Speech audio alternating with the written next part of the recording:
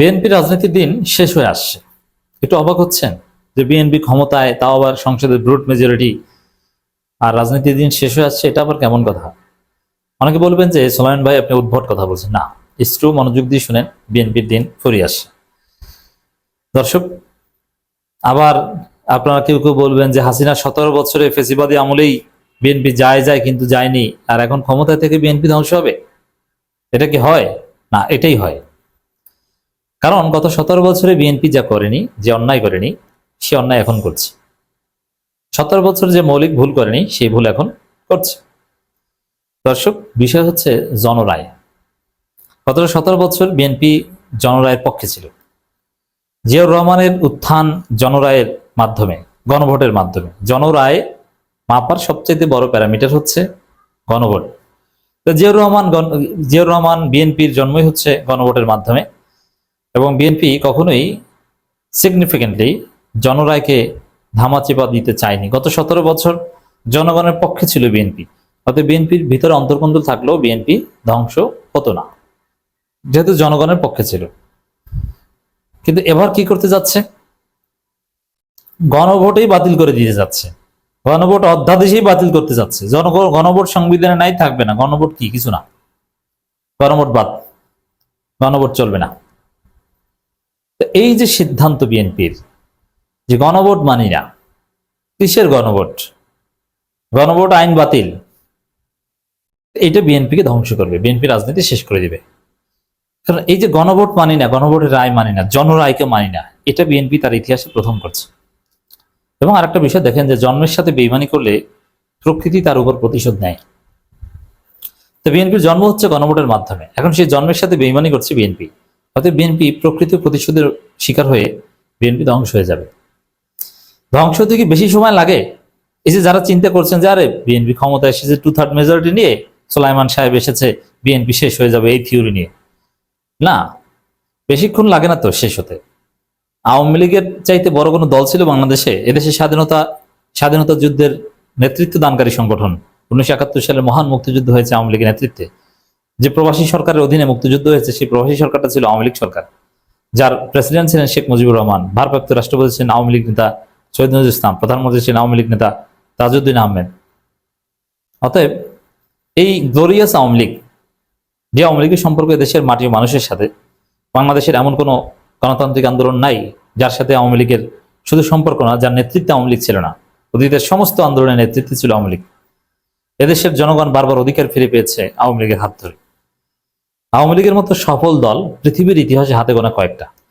কারণ একটা দেশ স্বাধীন করেছে এবং স্বাধীনতা নেতৃত্ব দিয়েছে।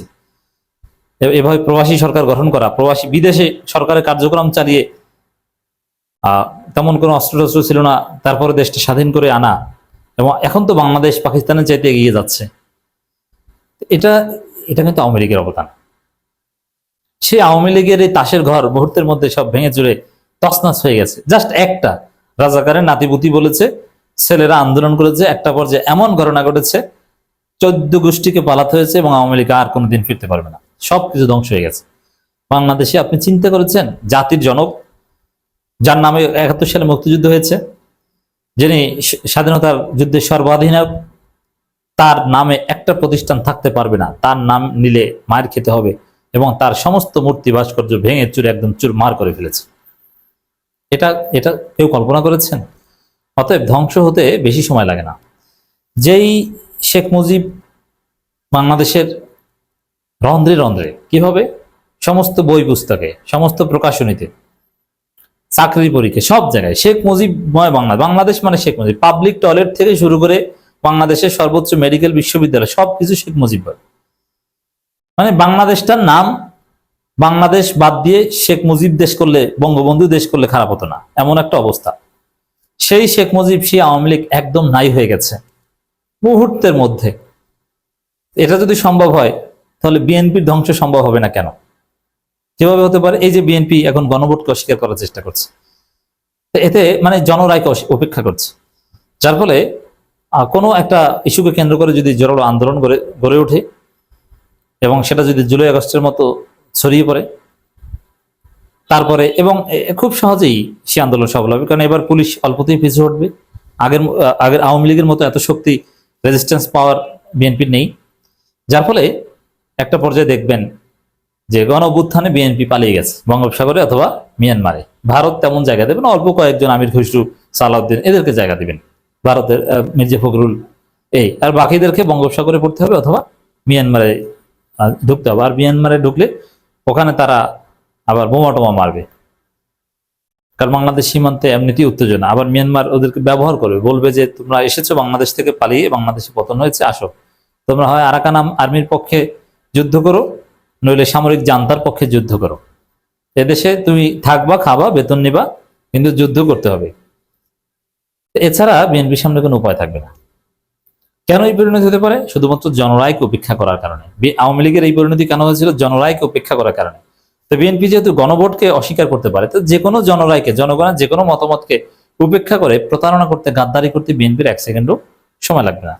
যার ফলে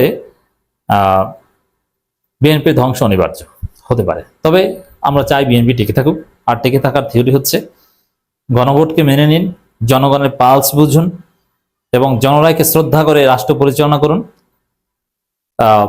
আপনারা টিকে থাকতে পারবেন এবং ঘুরে ফিরে 5 বছর পর পর আপনারা আবার ক্ষমতায় আসবেন। অথবা যদি খুব ভালো ফল করেন, যেহেতু জামাতের যথেষ্ট দুর্বলতা আছে, টানা 10 বছরও ক্ষমতায় থাকতে পারেন, বলা যায় না, জনগণের ভোটের মাধ্যমে। কিন্তু যদি বাংলাদেশে টানা 10 বছর ক্ষমতায় সুষ্ঠু ভোটের মাধ্যমে ক্ষমতায় আসা আদৌ সম্ভব নয়। কিন্তু ভারতে কিংবা তুরস্কে অনেক ক্ষেত্রে হয়, কিন্তু কোনো একটা সরকার যদি খুব ভালো করে আর প্রতিপক্ষ যদি মারাত্মক দুর্বল থাকে, তাহলে বারবার বারবার একটা দল ক্ষমতায় আসে, এটা হয়। তো দর্শক, এই গণভোটের বিরুদ্ধে অবস্থান নিতে যে, গণভোটের সাথে প্রতারণা করতে যে বিএনপি তাদের পতন ডেকে আনছে। জামাত ইসলামের সেক্রেটারি জেনারেল অধ্যাপক মিয়া গোলাম পরোয়ার একটা কথা বলেছেন, বিএনপি জনরাকে ভয় পায়। তো যারা জনরাকে ভয় পায়, তাহলে তারা মানে কি? তারা মানে ডিপ স্টেট, তারা মানে civil military bureaucracy. Deep state এবং সিভিল মিলিটারি ব্যুরোক্রেসি এবং গ্রেট পাওয়ার, সুপার পাওয়ার, তারা যদি হাত ছেড়ে দেয় তাহলে তাদের ধ্বংস অনিবার্য, টিকতে পারে না। আওয়ামী লীগের ক্ষেত্রে সেম, যে আওয়ামী লীগ ঠিক আছে পরাজিত হলো, আওয়ামী লীগের নেতাকর্মীরা কিন্তু কিছুদিন লড়াই করার কথা ছিল জুলাই আগস্টে, কিন্তু নেতাকর্মীরাও কিন্তু একদম পিছু উঠেছে। কারণ কি? আওয়ামী লীগ ছিল সিভিল মিলিটারি ব্যুরোক্রেসি নির্ভরশীল। পুলিশ গর্তে লুকিয়েছে, তার সাথে সাথে আওয়ামী লীগ শেষ। আওয়ামী লীগের অনেক সন্ত্রাসী আছে, তারা কেউই কিন্তু রাজপথে কোনো প্রতিরোধ গড়ে তুলতে পারেনি, বরং সবাইকে পালাতে হয়েছে। তো দর্শক, বিএনপি জনরায়কে ভয় পেলে সিভিল মিলিটারি ব্যুরোক্রেসির উপর নির্ভর করতে হয়, আর তার পরিণতি হচ্ছে যে তারা হাত ছেড়ে দিলে শেষ হয়ে যেতে হয়। এই হচ্ছে বাস্তবতা দর্শক। এর উপর ভিত্তি করে বলা যায় বিএনপি রাজনীতির দিন শেষ হয়ে আসছে। গণভোটের বিরুদ্ধে অবস্থান নিতে যে বিএনপি তাদের ধ্বংস ডেকে আনছে।